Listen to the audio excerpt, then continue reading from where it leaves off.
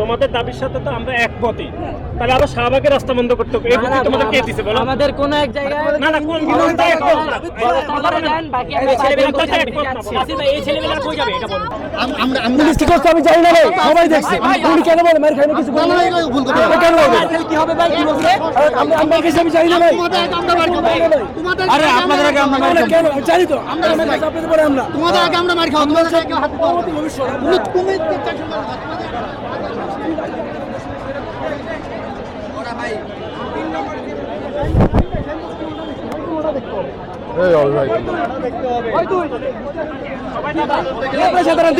মাঝখানে ঢুক নাসির ভাই জানে না তাড়াতাড়ি আয়। মাঝখানে দেখ, মাঝখানে হয়েছে বিশুদ্ধের গাড়িটা কাছে উল্টা পাশে দেখ নাসির ভাই তাড়াতাড়ি আয়। এখন আয়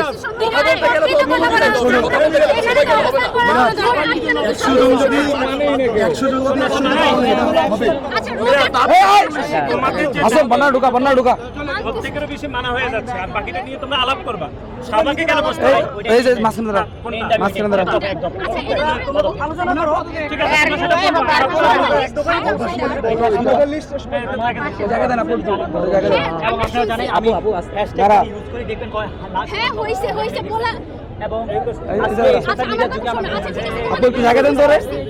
তোমাদের কথা আমরা বুঝতে পারছি। এখন কথা হচ্ছে তোমরা যে শুধু এক তোমাদের লক্ষ্য তোমাদের যে দাবিগুলো তুলে ধরছো, আমরা তো দেখতেছি তোমাদের দাবিগুলো হইতেছে না। এবার তো আরেকটা বড় মনে করতেছি।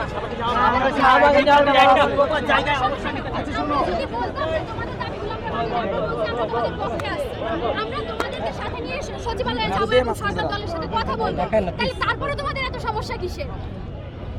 এখানে তো রাস্তা বন্ধ করার কোনো প্রশ্নই আসে না, যেহেতু তোমাদের দাবি মানা হচ্ছে। আমরা তো তোমাদের প্রতিনিধি নিয়ে তারপর সচিবালয়ে যাবো, সেটাই আমাদের যারা আমরা যাব তারা সামনে বাকিদের তোমাদের দাবি এই শোনো, তোমাদের দাবির সাথে তো আমরা একমতই, তাহলে আবার শাহবাগের রাস্তা বন্ধ করতে হবে, এই বুদ্ধি তোমাদের কে দিছে বলো? আমাদের কোন এক জায়গায় না না কোন বিরোধিতা একমত না। আপনারা জানেন বাকি আমরা ছেলেবেলা কই যাবে আসিফ ভাই এই ছেলেবেলা কই যাবে এটা বলুন। আরে ভাই দাবি তো তোমাদের দাবির সাথে তো আমরা একমত। ততক্ষণ ছেলেবেলা কই যাবে? ছেলেরা এক জায়গায় বসো। জি আমরা এটা বলছি, আমরা এটা বলছি যে আপনারা আমাদের কোন এক জায়গায় অবস্থান করার ব্যবস্থা করবেন, আর আমরা পাঁচজন প্রতিনিধি শোনো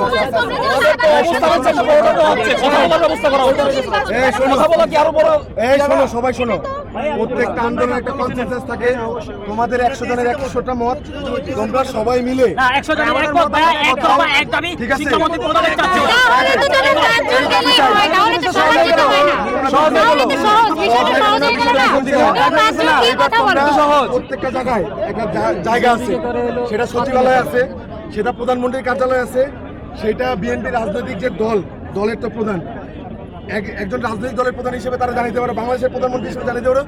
এইভাবে রাজপথে কেন? তোমরা তো একটা দাবি নিয়ে প্রধানমন্ত্রী তার সবাই মিলে উপস্থিত যখন ছিল আমাদের বাধা দিয়েছে, সরাসরি এখানে প্রধানমন্ত্রী সামনে যাইতে দেয় না। লিখিত ভাবে জানিতে পারে, রাজপথে কেন? আমার আঘাত